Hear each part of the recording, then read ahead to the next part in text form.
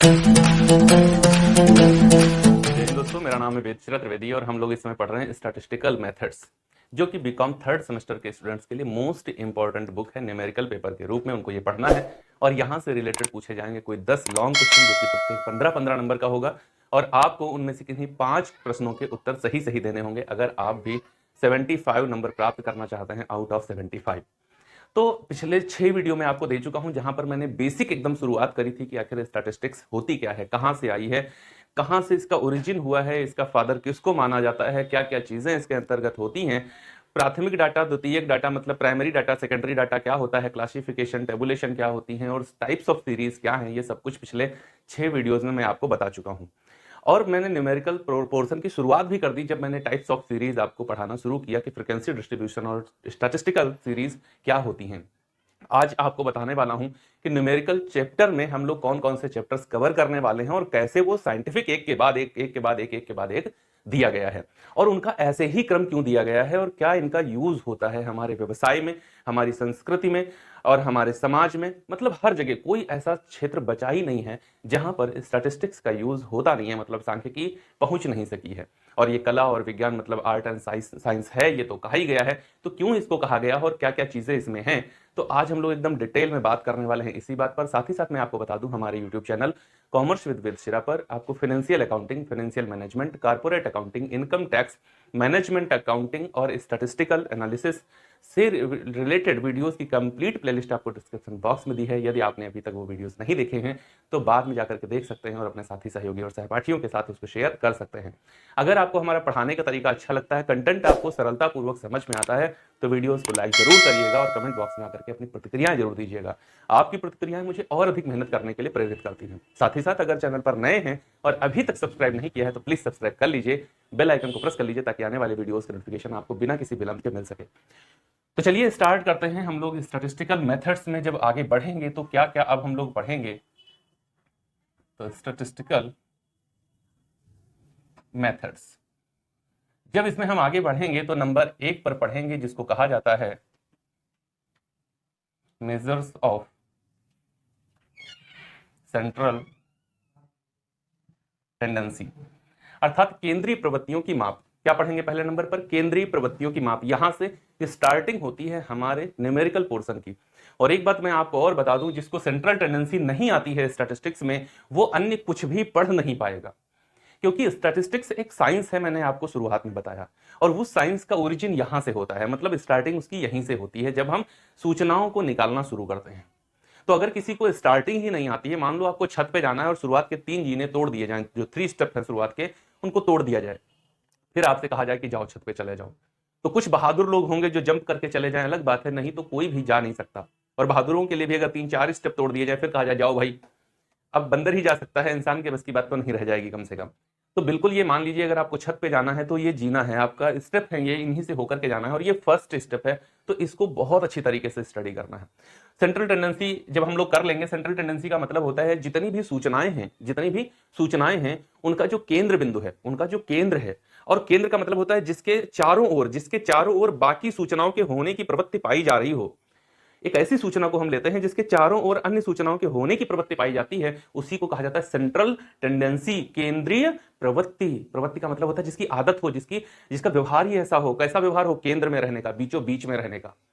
और जो बीचों बीच में है, बाकी सूचनाएं उसके चारों ओर घूम रही हो, मतलब उससे संकेंद्रित हो रही हो, उसको कहा जाता है सेंट्रल टेंडेंसी। तो जैसे शुरुआत में मैंने बताया, क्या होता है, सबसे पहले प्रॉब्लम होती है, प्रॉब्लम के बाद में प्रिपरेशन होती है कि कैसे इसका सोल्यूशन निकालेंगे, उसके बाद डाटा कलेक्शन होता है, डाटा कलेक्शन के बाद में क्या किया जाता है, एनालिसिस, एडिटिंग करी जाती है, एनालिसिस किया जाता है, इंटरप्रिटेशन किया जाता है, फिर उसमें क्लासिफिकेशन, टेबुलेशन किया जाता है, और इन सबको करने के बाद में फिर उसकी रिपोर्टिंग करी जाती है। तो जब रिपोर्टिंग कर रहे होते हैं ना, तो सूचना यहीं से लेकर के आई जाती है कि वास्तविकता आखिर है कहां।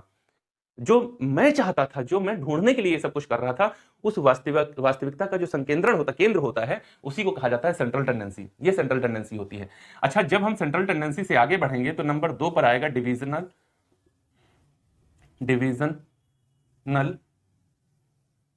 वैल्यूज, विभाजन मूल्य आएंगे इसके बाद। विभाजन मूल्य का मतलब होता है सूचना, जो हमने यहां पर कैलकुलेशन करी है और ये जाना है कि कौन सी वो चीजें हैं जहां पर जो केंद्र में स्थित है। फिर उनको अलग अलग पार्ट में तोड़कर और ज्यादा जानते हैं। तो जैसे यहां पर हम लोग जब मीन यहाँ सेंट्रल टेंडेंसी में रहेंगे तो यहाँ क्या क्या पढ़ेंगे, यहाँ मीन पढ़ेंगे, मीडियन पढ़ेंगे, मोड पढ़ेंगे, जीएम पढ़ेंगे और एचएम, ये सब यहां पर पढ़ेंगे। मीन, मीडियन, मोड, जीएम और एचएम हम लोग सेंट्रल टेंडेंसी में पढ़ेंगे, ये सब सेंट्रल टेंडेंसी हैं। जब डिवीजन मूल्य में आएंगे तो यहां पर क्वार्टाइल देखेंगे, ठीक ना, जिसमें हम लोग Q1 और Q3 की वैल्यू मोस्टली देखते हैं, ठीक है ना। उसके बाद में दूसरे नंबर पर जाएंगे तो डिसाइल देखेंगे, जिसमें हम D1 से लेकर के D10 तक जा सकते हैं। उसके बाद में परसेंटाइल देखेंगे, जहां पर हम लोग P1 से लेकर के P100 तक जा सकते हैं, ठीक है ना।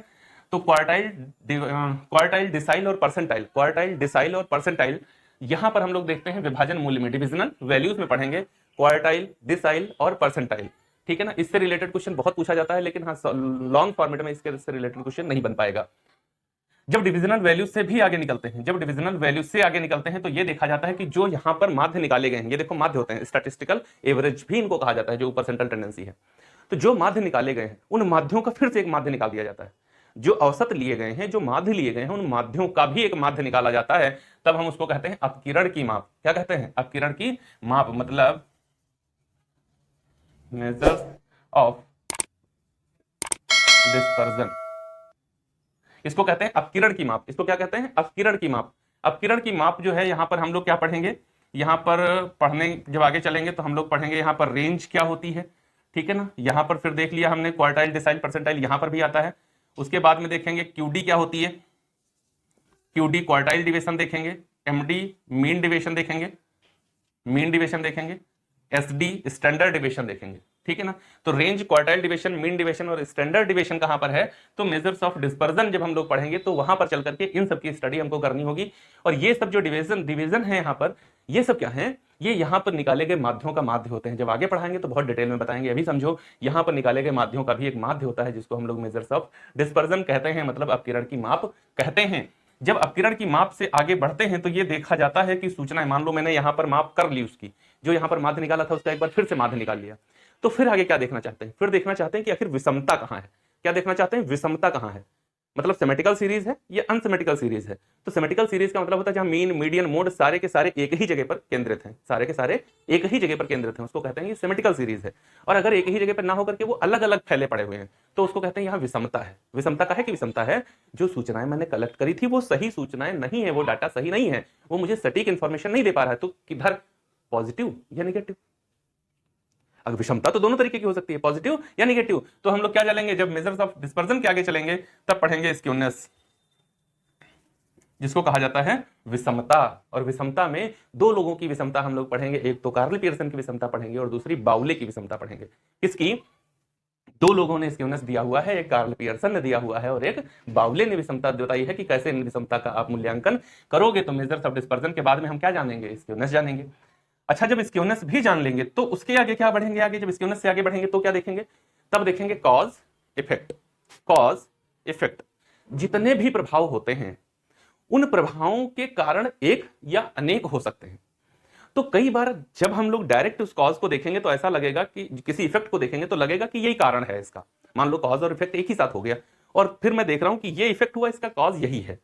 मान लो किसी वर्ष क्या हो जाए, बरसात बहुत अधिक हो, किसी वर्ष क्या हो, बरसात बहुत अधिक हो और चमड़े का उत्पादन बहुत अधिक हो जाए, तो हम क्या कहेंगे? अच्छा, चमड़े का उत्पादन इसलिए ज्यादा हुआ क्योंकि बरसात बहुत हुई थी। तो ये बाई चांस है या वास्तविकता यही है? दूसरी तरफ बरसात पहाड़ी क्षेत्रों पर बहुत हो जाए और चाय के उत्पादन जो है वो कम हो जाए, तो अब हम कहेंगे कि बरसात बहुत ज्यादा हुई पहाड़ी क्षेत्रों में, इस वजह से चाय का उत्पादन कम हो गया है। तो ये ओरिजिनल कॉज इफेक्ट है या फिर नेगेटिव कॉज इफेक्ट है, मतलब वास्तविकता में ऐसा कुछ था, ये इफेक्ट जो हुआ इसका कॉज ये था या नहीं था। तो कॉज और इफेक्ट का रिलेशन ढूंढने चलेंगे। क्या करेंगे? कॉज और इफेक्ट का रिलेशन ढूंढने चलेंगे। यहां से शुरुआत हो रही है, कुछ भी छूट नहीं रहा है, चल यहीं से रहे हैं, पूरा स्टैटिक्स एवरेज पे चलता है, तो अभी हम एवरेज पे ही चल रहे हैं। लेकिन अब क्या करने लगे? कॉज इफेक्ट ढूंढने लगे। मान लो मेरी बिक्री कम हो गई है, तो बिक्री कम होना एक इफेक्ट है। अब इसका कॉज क्या है? क्या क्या कारण हो सकते हैं कि मेरी बिक्री कम हुई? तो मान लो मैंने 10 कारण एकत्रित किए, अब उन 10 कारणों को मैं अपनी बिक्री के साथ में कोरिलेट कर रहा हूं। क्या कर रहा हूं? कोरिलेट कर रहा हूं। क्या है वाकई में ये कॉज इफेक्ट था? तो देखो मेरा अगला मेथड क्या बन गया? कोरिलेशन। क्या पढ़ेंगे हम लोग? कोरिलेशन पढ़ेंगे, जिसको कहते हैं सहसंबंध। क्या कहेंगे? सहसंबंध पढ़ेंगे। ये विषमता है, ये विषमता है, और यहां पर हम लोग पढ़ेंगे सहसंबंध। सहसंबंध क्या बताता है? कॉज और इफेक्ट को बताता है। वास्तविकता में ऐसा है या नहीं है, वास्तविकता में ऐसा है या फिर नहीं है। तो दो वैल्यूज होती हैं, उनमें कॉज और इफेक्ट हम लोग ढूंढते हैं। एक डिपेंडेंट वैल्यू होती है और एक फ्री वैल्यू होती है। तो डिपेंडेंट और फ्री जो वैल्यू होती है, इन दोनों में कॉज इफेक्ट ढूंढने का काम जब करते हैं तो उसको कहते हैं कोरिलेशन। जब कोरिलेशन के आगे चलते हैं तो कॉज और इफेक्ट तो हमको पता चल गया है, कॉज और इफेक्ट तो हमको पता चल गया कि वास्तव में है या नहीं है, कॉज इफेक्ट पता चल गया है। लेकिन अब क्या करना है, हम अगर उसको समीकरण में व्यक्त करना चाहते हैं, मतलब उसकी इक्वेशन बनाना चाहते हैं, या फिर हम ये जानना चाहते हैं कि ये वाला कॉज जब हुआ था, अगर मैं ऐसा कर दूं तो इसका क्या दूसरे इफेक्ट पड़ेगा। एक कार्य में करूं, मुझे कॉज इफेक्ट पता है, फिर मैं चाहता हूं कि अगर मैं ये कॉज पे जाता हूं तो क्या इसका इफेक्ट होगा। जैसे मैं बिक्री और विज्ञापन के बीच में कॉज इफेक्ट ढूंढ रहा हूं और मिल गया है कि अगर विज्ञापन पे ज्यादा खर्च किया जाएगा तो बिक्री बढ़ेगी, विज्ञापन पे ज्यादा खर्च किया जाएगा तो बिक्री बढ़ेगी। ये किसने बता दिया? कोरिलेशन ने बता दिया कि बिक्री और विज्ञापन, सेल्स और एडवर्टाइजिंग के बीच में कोरिलेशन होता है। ये क्या बताता है? सिर्फ कि यहां पर कोरिलेशन होता है, ये एक दूसरे से संबंधित हैं। ये कौन बताता है? सिर्फ ये क्या बताएगा? सहसंबंध सिर्फ इतना बताएगा कि इन दोनों के बीच में संबंध है। अब हम जानना चाहते हैं कि बिक्री मुझे चाहिए 5 करोड़ की, तो विज्ञापन पर कितना खर्च करें। बिक्री चाहिए 5 करोड़ की तो विज्ञापन पर कितना खर्च करें, ये बात सहसंबंध नहीं बता पाएगा, इसके बस की बात नहीं है। ये सिर्फ ये बताएगा कि कोरिलेशन है इन दोनों में। तो मुझे तो ये भी चाहिए कि बिक्री अगर बढ़ानी है तो विज्ञापन पर कितना खर्च करना पड़ेगा। तो अब मुझे क्या करना पड़ेगा? अब मुझे आगे जाकर के रिग्रेशन करना, क्या करना पड़ेगा? रिग्रेशन करना पड़ेगा, जिसको कहा जाता है प्रतीप गमन। प्रतीप गमन रेखाएं दो होती हैं, ये आगे पढ़ेंगे चल करके, और वहां ये हमको ये बता देता है कि आपको इतना चाहिए, इतनी बिक्री चाहिए तो विज्ञापन पर इतना खर्च कर लो, इतनी बिक्री चाहिए तो विज्ञापन पर इतना खर्च कर लो, आपका बिक्री बढ़ जाएगा। या फिर विज्ञापन पर इतना खर्च किया गया है तो बिक्री कितनी होनी चाहिए। ये दोनों ही बातें बताने में अपने आप में एकदम तैयार है। तो इसको क्या कहते हैं? रिग्रेशन कहते हैं। तो देखो हम यहां से बिल्कुल चल रहे हैं, शुरुआत से यहां तक आ गए हैं। अब हम ये जानना चाहते हैं, इसके बाद हम क्या जानना चाहते हैं? इसके बाद ये जानना चाहते हैं बीच की कोई वैल्यू। जैसे मान लो मैंने व्यापार शुरू किया था 1990 से, कब शुरू किया था? 1990 से, और आज चल रहा है 2022। मैं जानना चाहता हूं 2015 में क्या चेंज आया था हमारे यहाँ, क्या 2015 में क्या चेंज आया था। अब इसमें से किसी के बस की बात नहीं कि वो बता पाए ना, तो ये और ये कोई नहीं बता पाएगा। इनमें किसी की बस की बात नहीं कि कोई बता पाए कि वो चेंज क्यों आया था। या मैं जानना चाहता हूं कि 2028 में क्या होगा। पिछले कुछ चेंजेस हैं मेरे पास, उनके आधार पर मैं जानना चाहता हूं 2028 में क्या होगा। अब ये फिर फेल, कोई नहीं बता सकता कि क्या होगा। तो फिर देखो, जो साइंस है वो फेल कभी नहीं होती है, नई तरकीब लेकर के आ जाएगी। तो वो जो नई तरकीब आएगी उसको क्या कहेंगे? 7 नंबर पर पढ़ेंगे उसको हम लोग, उसको कहेंगे इंटरपोलेशन एंड एक्स्ट्रापोलेशन। इसको कहेंगे अंतर्गणन एवं बाह्यगणन। क्या कहेंगे? अंतर्गणन एवं बाह्यगणन। जैसे मैं कह रहा हूं 2015 में क्या हुआ था, ये मुझे जानना है, तो 2015 में जानना है, इंटरपोलेशन कर लीजिए, अंतर्गणन कर लीजिए, आपको पता चल जाएगा कि क्या होना है। और जब यहां पर एक्स्ट्रापोलेशन में आएंगे तो 2028 में क्या होगा, आपको ये बता देगा। ओके, बात क्लियर है? तो देखो हम लोग का सिलेबस इतना है, इतना हम लोग को पढ़ना है। जब हम लोग सेंट्रल टेंडेंसी की बात करेंगे तो main, median, mode, JM, HM पढ़ेंगे। डिवीजन वैल्यू में Q1, Q3, D1, D10, P1 to P10 इतना पढ़ेंगे। मेजर्स ऑफ डिस्पर्जन में रेंज पढ़ेंगे, QD, MD, SD पढ़ेंगे, ठीक है ना। एंड देयर कोफिशिएंट, स्क्यूनेस में विषमता में दो लोगों का स्क्यूनेस है जो हम लोग को पढ़ना है। एक नंबर 1 पर हम लोग कार्ल पियर्सन का पढ़ेंगे, नंबर 2 पर बावले का पढ़ेंगे। फिर कोरिलेशन में आ जाएंगे। जब कोरिलेशन में आएंगे तो यहाँ पर तीन लोगों ने अपना कोरिलेशन दिया है, कार्ल पियर्सन ने दिया है, रैंक डिफरेंस मेथड है और स्पीयरमैन का कोरिलेशन है। तो रैंक डिफरेंस मेथड, स्पीयरमैन का कोरिलेशन और कार्ल पियर्सन कोरिलेशन पढ़ेंगे हम लोग। फिर रिग्रेशन में आएंगे तो यहाँ पर कार्ल पियर्सन ने ही अपना रिग्रेशन समीकरण दिया है तो उसको पढ़ेंगे। इंटरपोलेशन में 3 लोगों ने अपना मेथड दिया है, एक पहला मेथड है बाइनोमियल मेथड, फिर है न्यूटन्स डिफरेंस मेथड और तीसरा है लैग्रेंज मेथड। तो हम लोग को इतना जाकर के अपने सिलेबस में कवर करना है और मैं ये आपको जनवरी फरवरी तक कंप्लीट कर लूंगा पूरा। लेकिन जरूरी क्या है कि आपका और हमारा साथ निरंतर आगे बढ़े। अभी मेरी तरफ से तो यार बहुत प्रयास किया जा रहा है। जितने सब्सक्राइबर नहीं उतने तो वीडियो मैंने प्रोवाइड करा दिए हैं आपको। 400 लगभग वीडियो मेरे चैनल पर हो रहे हैं और अभी 1000 सब्सक्राइबर नहीं हुए हैं, है ना। तो बेहतर, अच्छा मजा तो तब आएगा ना जब आपका भी सपोर्ट मुझे मिले। अकेले मेरी मेहनत से तो अच्छा नहीं लगेगा ना। फिर भी मैं इतनी मेहनत कर रहा हूं और आपके लिए फ्री ऑफ कॉस्ट। देखो मैंने शुरुआत में कहा था, मैंने देखा है बहुत सारे ऐसे बच्चे हैं जो फीस एफर्ट नहीं कर सकते। मैं खुद भी कोचिंग पढ़ाता हूं और अच्छी खासी स्ट्रेंथ भी रहती है, उसके बावजूद मैं A to Z मटेरियल अपना यूट्यूब पर आकर के फ्री ऑफ कॉस्ट दे रहा हूं, जबकि इसका इफेक्ट मेरी कोचिंग पे भी पड़ता है, लेकिन फिर भी दे रहा हूं। क्यों? क्योंकि बहुत सारे लोग ऐसे मैंने देखे हैं जो फीस कोचिंग की एफर्ट नहीं कर पा रहे हैं। अभी कोचिंग में अगर अलाउ कर रहे हैं तो कोशिश करता हूं और हमेशा वहां पर भी करता हूं, लेकिन अगर एक तरफ से ऐसा करने लगूंगा तो फिर बाकी बच्चे वो भी कहेंगे सर मुझे भी रिलैक्सेशन चाहिए। इस वजह से ये एक यूट्यूब मेरा प्लेटफॉर्म ऐसा है जहां पर फ्री ऑफ कॉस्ट में A to Z सब कुछ प्रोवाइड कराऊंगा। लेकिन फिर आपसे चाहता सिर्फ ये एक चीज़ हूँ कि आपका सपोर्ट मुझे मिले। और जब हम लोग दोनों मिल करके आगे बढ़ेंगे तो चीज़ों को पढ़ने में बहुत मजा आएगा। और इसके लिए ज़रूरी है कि आप चैनल को सब्सक्राइब करें और लगातार आपकी प्रतिक्रियाएं हम तक जरूर आएँ। अभी तक आपकी प्रतिक्रियाएं बिल्कुल ज़ीरो हैं और इस सिचुएशन में मज़ा नहीं आता है। अच्छा तो तब लगेगा ना जब आपकी प्रतिक्रिया, आपका फीडबैक मुझे मिले। अगर मेरी तरफ से ही काम होता रहा और आपका फीडबैक मुझे नहीं मिले, सोचो कैसा अच्छा लगेगा। एक कवि सम्मेलन जो एक से घाक कवि पड़े हुए हैं, वो कविता सुना रहे हैं और सामने ऑडियंस एक भी बार ताली ना बजाए। मैं दावे के साथ कह सकता हूँ 10 मिनट के बाद में वो 2-4 बार कहेंगे कि ताली बजाओ, नहीं बजाए तो फिर जाकर के वो अपनी जगह ले लेंगे, वो आपको कविता नहीं सुना सकते। क्यों? क्योंकि ऑडियंस का फीडबैक बहुत इंपॉर्टेंट है और अगर वो नहीं मिलेगा तो फिर कैसे नहीं काम हो सकता ना। तो आपका फीडबैक बहुत इंपॉर्टेंट है हमारे लिए, जो कि मुझे नहीं मिल रहा है, लेकिन उसके बावजूद भी मैं आपके लिए A to Z चीजें लेकर के आ रहा हूं और आऊंगा। मैं इसको छोड़ने वाला नहीं हूं। A to Z चीजें कॉमर्स से रिलेटेड प्रोवाइड कराने का मैंने संकल्प लिया है। प्रतिबद्ध है हमारा चैनल आपको ये सभी सुविधाएं उपलब्ध कराने के लिए।